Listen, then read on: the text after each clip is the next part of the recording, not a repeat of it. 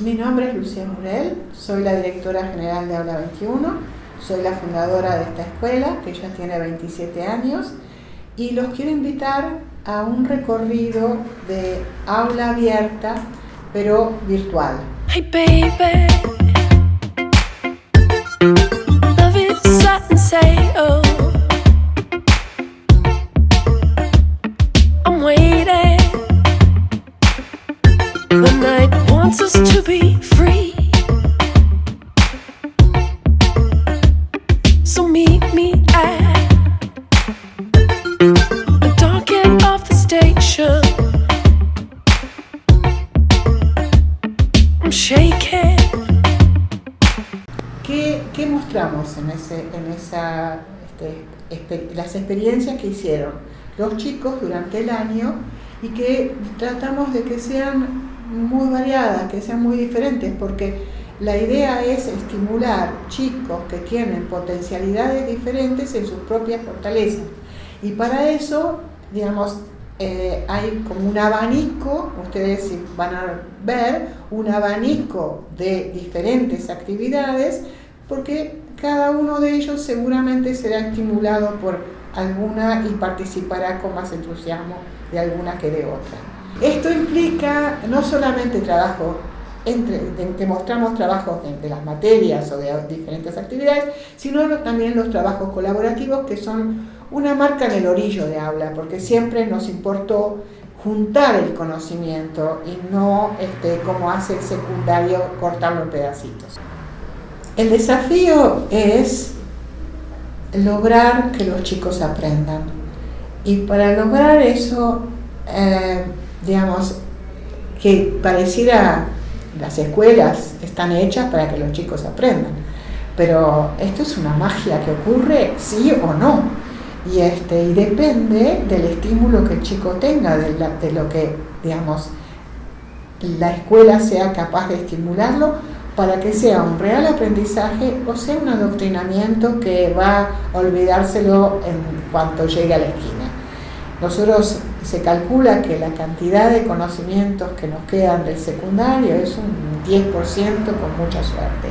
Y esto va a depender de cuánto nos tocó realmente, de cuánto nos estimuló lo que nos dieron o no. Entonces, digamos, ¿qué significa aprender? Aprender significa poder incorporar eso que nos dan de afuera, que nos enseñan, en una red de conocimientos que ya tenemos. Entonces, si el chico no se siente motivado, si no se siente participante de esa digamos, actividad, si no puede, digamos, apasionarse por lo que hace, si no puede ser creativo, lo que va a pasar es que digamos, va a ser una enseñanza que no va a pasar nunca a ser aprendizaje. En estas actividades queremos mostrar el trabajo cotidiano de nuestros docentes, de todo el equipo de aula, por estimular realmente el aprendizaje. Es el esfuerzo de todo el equipo de aula para tratar de hacer protagonistas a nuestros alumnos de su aprendizaje. La neurociencia nos dice que la adolescencia es un momento particular en el cual pareciera que todo aquello que vivimos, y ustedes seguramente recordarán, porque parece que es la mayor cantidad de experiencias de la vida, son justamente las que recordamos, son de la adolescencia. Entonces pareciera que durante esa etapa, digamos, como que el cerebro está permeable, que hay una especie de capacidad de captación, que cada cosa que ocurre es como una caja de resonancias que pasa dentro de una caja de resonancias. Entonces, ese es nuestro público, esos son los chicos que vienen a la escuela, esos que están totalmente permeables a lo que pasa afuera. Es nuestra responsabilidad tratar de que ellos, digamos, tengan, por medio de todas estas experiencias, quizás la posibilidad de despertar sus vocaciones.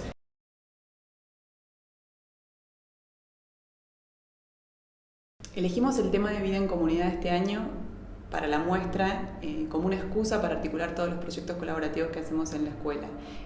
Año a año intentamos encontrar algún tema genérico que englobe a todas las materias y a todos los temas que tienen que abordar en las diferentes disciplinas, y que a la vez sirva como eje articulador para que la muestra tenga alguna especie de coherencia o sentido global, y que quienes vienen y la transcurran le puedan encontrar algún hilo. Vida en comunidad en particular nos parece muy importante por el tiempo en que vivimos, entender la importancia de vivir en comunidad, que implica el entender y el conocer al otro, el dar cuenta que hay otros, y no solo en relación a eso, que por ahí es la primera lectura que uno puede hacer, sino a pensarnos como miembros de la comunidad de la escuela, nuestra comunidad familiar, nuestro barrio, nuestra ciudad, nuestro país, y así hasta llegar, digamos, de alguna manera al mundo y toda la conflictividad que hoy existe. Eso por un lado. Y por el otro también desde lo disciplinar. Nuestra idea es que los chicos puedan abordar las problemáticas desde diferentes disciplinas y así generar una visión bastante que se complemente, digamos, ¿no? Si uno piensa el mundo en sus problemáticas, no es lo mismo pensarlo desde las ciencias naturales o exactas que desde las ciencias sociales o desde la matemática, y la idea es esta, es que los chicos puedan componer su visión a partir de una mirada multidisciplinar. Entonces articulamos esto de pensar la vida en comunidad un poco desde el trabajo colaborativo, y ahí es donde entra el tema de la multidisciplina, y entendemos que en esa doble lectura los chicos pueden llegar a tener una comprensión más profunda de lo que implica esta vida en comunidad en sentido amplio, digamos, ¿no? Una de tantas lecturas posibles que puede tener el tema, pero a la vez enriquecida por los diferentes proyectos que después fueron nutriendo a la muestra y que dieron cuenta cada uno desde su abordaje, como desde la huerta y pensar el cómo nos alimentamos y el tema de la biodiversidad, y por otro lado también desde la sexualidad, cómo se vive la sexualidad hoy en el mundo, hasta el debate que tiene que ver más con la política, problemas matemáticos referidos a la vida cotidiana, un taller de escritura que por ahí uno lo ve a la larga y dice ¿qué tiene que ver con la vida en comunidad? Y ahí la meta concreta es que los chicos trabajen con sus padres y pensarse en esa comunidad familiar dentro de la escuela. Todo es legible, digamos, dentro de esa dinámica, y entendemos que todo aporta a pensarse de esa manera.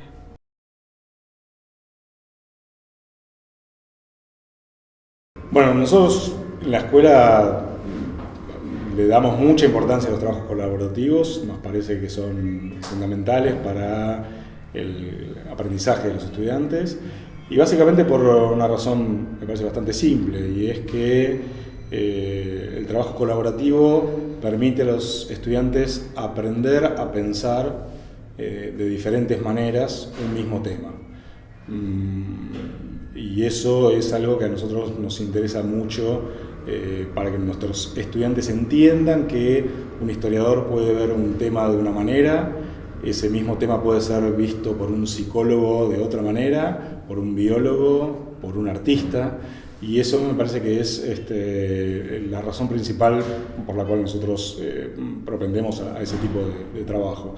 También tiene un aspecto divertido de confrontar diversas maneras de pensar las cosas.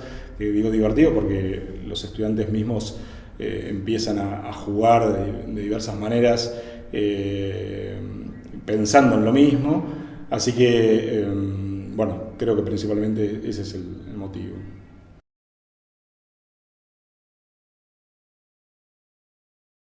Los actos escolares en la historia de nuestro país, pero también de los países occidentales, ha tenido en sus inicios un rol muy claro, estoy hablando de fines del siglo XIX, comienzo del siglo XX, y era educar a los chicos, a los estudiantes, en ciertos valores y sobre todo en cierta identificación de cada uno de esos estudiantes, esos alumnos, con una forma o una identidad nacional, o una serie de valores o una serie de símbolos que identificaban la nación. En el caso de Argentina, esto se planteó de manera muy clara, porque Argentina, bueno, fue junto con Estados Unidos los dos países que recibieron más inmigrantes del resto del mundo a fines del siglo XIX, comienzos del XX, y eso hacía que era una sociedad extremadamente heterogénea, y en esa heterogeneidad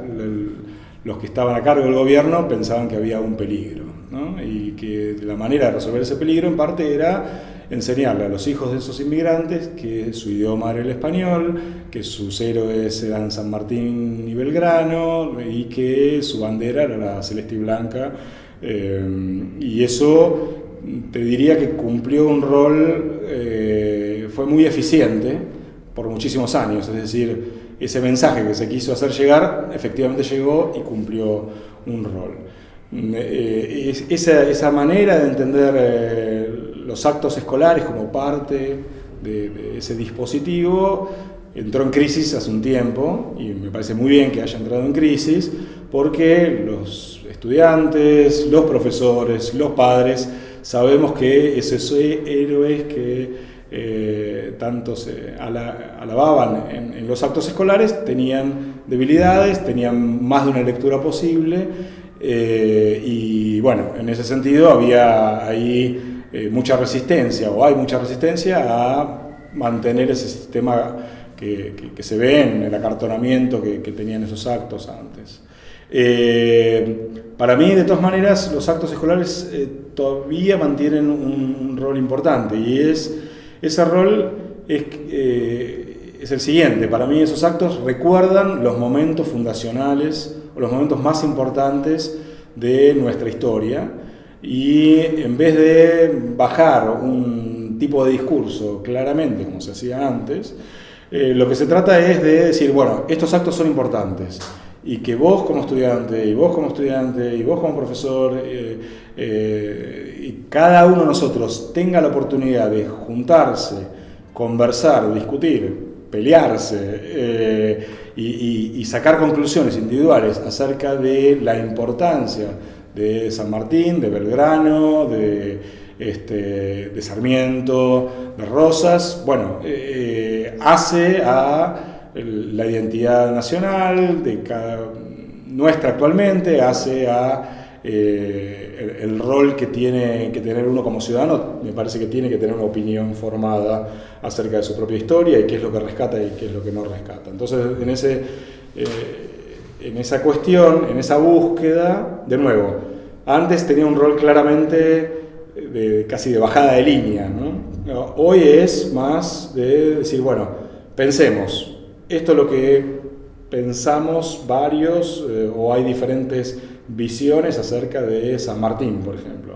Pongámosla en discusión, tratemos de hacerlo. Eso es lo que hacemos nosotros en la escuela, ¿no? Yo diría que digamos, esa memoria hay que pensarla permanentemente en recambio, en discusión y en conflicto. A mí me parece que en los últimos años se ha tratado de construir una memoria con mucho trabajo muy loable en un punto, de rescatar experiencias, de narrar esas experiencias. Ahora, hay veces que me da miedo de que a los relatos tradicionales ahora se le contraponga una memoria tan monolíticamente construida como la anterior, y eso me parece que no es tan útil. La historia nunca termina de construirse, y las efemérides, el que cree que puede cerrar el significado de una efeméride está equivocado. Entonces, toda tarea de rescatar memorias diversas que pongan en discusión a los relatos del pasado, me parece bienvenido sea, ¿no? Rescato entre los actos que realizamos este año, uno en el cual utilizamos una historia de Los Simpson, en la cual, bueno, es una historia que los chicos vieron en clase y la discutieron, y que estaba basada en un relato mítico del fundador del pueblo de Los Simpsons, ¿no? Jeremías Springfield. Y bueno, que ahí los chicos pudieron ver en esta historia que efectivamente lo que oficialmente se decía acerca de este héroe, bueno, Lisa Simpson encontró que era muy muy diferente, y la pregunta que ella se hacía después es ¿qué hago? Porque este relato mítico también a nosotros nos ha servido como comunidad, nos ha servido para aunarnos, para encontrar un objetivo común, pero por otro lado la verdad histórica es otra. Bueno, yo creo que poner eso de la manera en que lo pusimos y con la discusión, no solamente ver un videoclip, sino con la discusión que se planteó, me parece que va perfectamente en la dirección que decía, ¿no? Que estamos tratando de poner en cuestionamiento y de rediscusión y mantener abierta la posibilidad de pensar qué valor tienen cada una de esas efemérides. ¿El 25 de mayo fue una revolución o no fue una revolución? ¿Por qué? San Martín fue un revolucionario que debemos rescatar, sí, no, ¿por qué? Y eso no se termina de cerrar, ni se puede reemplazar a una historia tradicional de héroes de bronce con otra, ¿no? Sí, yo creo que es la forma en la que hay que educar, y para mí ha sido también en mi trayectoria docente de ya varias décadas, cada vez me convenzo más y creo que todo el mundo que forma aula, y estoy pensando en profesores, alumnos y padres, también intuitivamente lo están viendo, que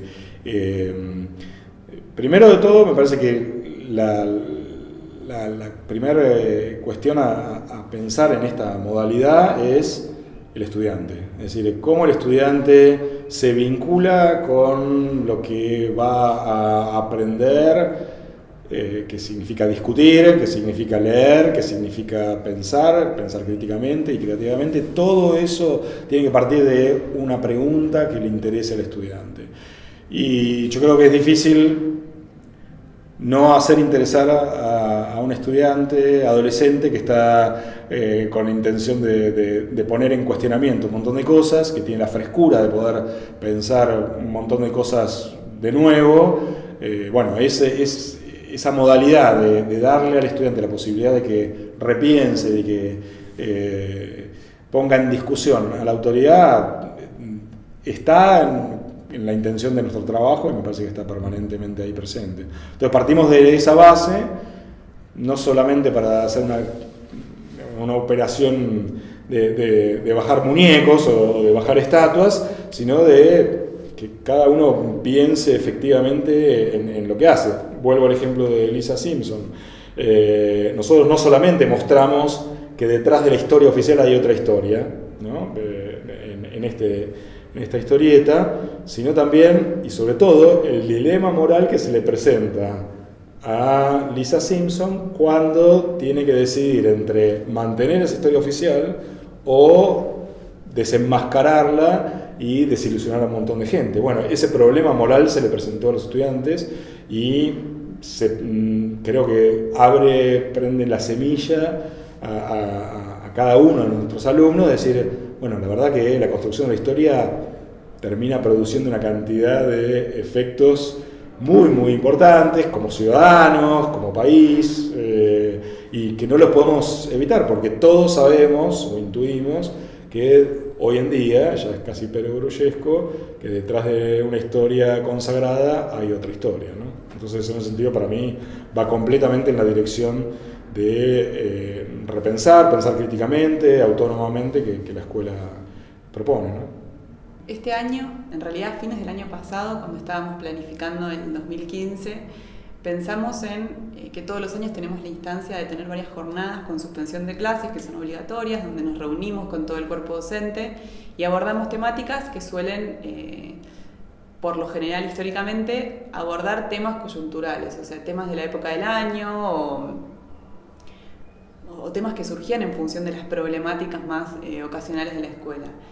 Este año quisimos marcar una diferencia y en nuestro afán por profundizar en lo pedagógico y en lo académico y pensar qué necesidades tenían los docentes y qué necesidades tenían los alumnos, empezar a pensar de alguna manera estrictamente en lo que pasaba en las clases. Y entendimos que como una primera instancia de acercamiento, la evaluación era una excusa linda, divertida, interesante y una instancia de formación para los docentes que nos permitía entrar en el trabajo en el aula sin entrar del todo. Entonces, evaluación tiene un poco que ver con pensar al docente, o sea, primero pensar cómo evaluamos, qué es la evaluación en aula y cómo es la evaluación para cada uno. Y un poco las jornadas tuvieron esa construcción de primero reflexionar y problematizar sobre la evaluación, que es algo que en realidad para todos es la prueba y el diseño de pruebas y las preguntas, y entender la multiplicidad de posibilidades que hay dentro de eso. Y segundo, tomar a la evaluación y fundamentalmente desde una concepción de es una instancia más para aprender. Y eso fue, que si bien se venía haciendo y muchos docentes lo venían haciendo, poner consenso sobre eso era lo que nosotros estábamos buscando al trabajar sobre evaluación. Y después fundamentalmente intentar tener una instancia de formación formal con una especialista que convocamos para el tema, que es Graciela Capelletti, que nos diera algunos criterios comunes para trabajarlo dentro del aula y a la vez para comunicarle a los estudiantes y a las familias cómo se evalúa en aula. Y entendíamos que eso iba a ser la forma de después traccionar las prácticas de clase. Si yo ya sé cómo voy a evaluar y si empiezo a clarificar los criterios de evaluación, voy a plantear mis clases de otra manera. Y también voy a ser más clara en los estudiantes en qué les voy a tomar, entonces se van a transparentar los problemas que a veces hay en la instancia de evaluación. Y bueno, y entendíamos que era un camino posible y estamos muy contentos después de este primer año y ya pensando en cómo vamos a seguir para el año que viene. Bueno, el proceso, una vez que elegimos el tema de evaluación, lo que decidimos fue convocar a esta especialista, Graciela Capelletti, y con ella diseñar una serie de instancias que tenían que ver, por un lado, con las jornadas de capacitación docente y por otra parte con ciertos dispositivos institucionales que se iban a ir ajustando paso a paso. Entonces, estas fueron 4 jornadas, de las cuales falta la última que va a ser el 3 de diciembre, en las cuales se comenzó por una reflexión profunda y después en una segunda jornada ya se fijaron criterios de evaluación, en una tercera jornada se trabajó ya sobre cosas muy específicas del diseño de evaluación.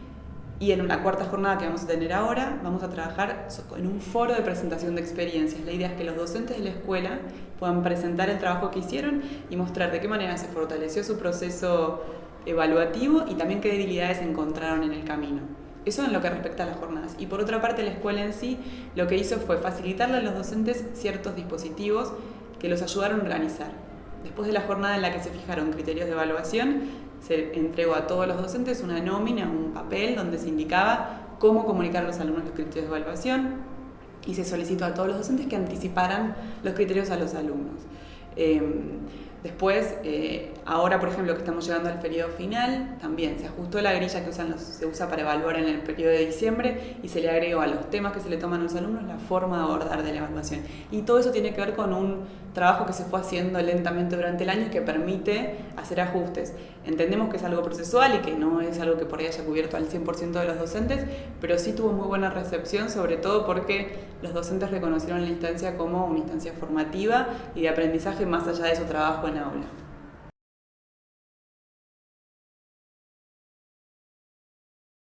A mí en principio me desacomodó, en el buen sentido. O sea, empezar a preguntar un montón de cosas, reformular, decir, bueno, ¿qué estoy haciendo? Estoy haciendo mal, todo mal lo que estoy haciendo, se complica todo. Después vas incorporando y te das cuenta, para mí me di cuenta de que no se puede modificar todo de una sola vez, hay que ir modificando. Algunas cosas estaban bien hechas, las mantuve en mis evaluaciones y le sumé otras que me parecieron muy piolas. Por ejemplo, el tip de los criterios de evaluación. Dijo algo Gachi que para mí fue revelador por lo práctico y lo simple. Dijo, explicitar los criterios de evaluación, los puedo poner en una evaluación que le pueden ocupar media canilla. Lo importante es que le llegue a los chicos. Y en ese sentido me parece más piola tal vez explicitarlos oralmente antes de la evaluación, un día antes, que tomarse el trabajo de redactar 20 criterios que después no nos terminan leyendo, por ejemplo.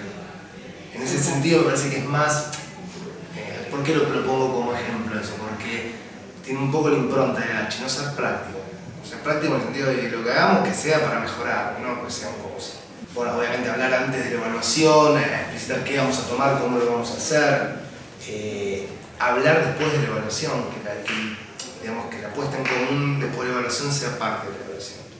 Eso baja de alguna forma la tensión y entusiasmo, porque en el medio puedes dar algunas cosas como para motivarlos con la lectura. Una de las cosas, por ejemplo, que yo incorporé fue darles a elegir en cada contenido qué consigna querían resolver. Entonces, si el contenido es narrador, buscaba hacer varias consignas que apuntaran a distintas habilidades cognitivas. Una, por ejemplo, que apuntara a la memoria, definir las categorías de narrador que vimos en clase. Otra que apuntara a reconocerlos en el funcionamiento, identificar el narrador de este texto de Truman Capote, 2 puntos y un parrafito de un texto. Otra que fuera de escritura, reescribir este texto cambiando el punto de vista. Entonces apuntaba a distintas habilidades y cada estudiante elegía qué consigna quería resolver según lo que él sentía que eran sus fortalezas. Eso, por un lado, permitió que se sintieran ellos entusiasmo por hacer la prueba porque hacían lo que más les gustaba. Por otro lado, que fueran entrenándose en conocer para qué eran buenos y para qué no. Algunos eligieron alguna pregunta, la contestaron mal y cuando la estaban contestando se dieron cuenta de que esa pregunta no era para ellos. Y me vinieron a decir, no, yo elegí esto, estoy hace media hora, me equivoqué, no, quiero cambiar. Y ese entrenamiento habitualmente yo no lo daba en mi clase, porque siempre elegía yo qué consigna iban a hacer. Ahora, en la última prueba del año que van a tener este jueves, también pueden elegir no solo consignas, sino también contenidos, porque están todos los contenidos del año, pero ellos eligen algunos contenidos para resolver, los que les permitan sumar hasta 8 puntos en total. O sea, la prueba tiene 3 partes. En la primera parte tienen que sumar hasta 8 puntos de los contenidos que ellos elijan resolver. Entonces tienen un contenido que vale 4, otro vale 2, otro vale 0,50, otro vale 1,50, etc. Y ellos van combinando. En la segunda parte, ellos tienen una pregunta de relación para establecer una relación entre 2 textos vistos durante el año, o un texto de una película que hayamos visto, o un texto de un videojuego, porque este año también trabajamos con la literatura en los videojuegos, un relato oral, que también fue otro contenido que vimos, algo que ellos hayan visto en su casa, o incluso una relación entre un texto literario de algún autor canónico y un texto de su taller de escritura, de su producción. Entonces tienen que establecer una relación por similitudes, por diferencias entre esos 2 textos. Y esa parte vale 2 puntos. O sea que ahí tenemos 10. Y le sumé a lo que también había dado Gachi en las jornadas, que era la posibilidad de tener un punto extra con una pregunta que apuntara a que ellos contaran algo que a lo mejor habían estudiado, pero uno no les había evaluado y ellos querían contar. Entonces la pregunta extra lo que les pide es que diseñen una consigna para un contenido que en la prueba no fue evaluado y que ellos hubieran querido que fuera evaluado. Solamente diseñarla, no resolverla. Y ahí de nuevo apuntamos a lo metacognitivo, ¿no? Pues para diseñar la consigna, además de todo, hay que tener un conocimiento mayor del contenido del que hay que tener para resolverlo.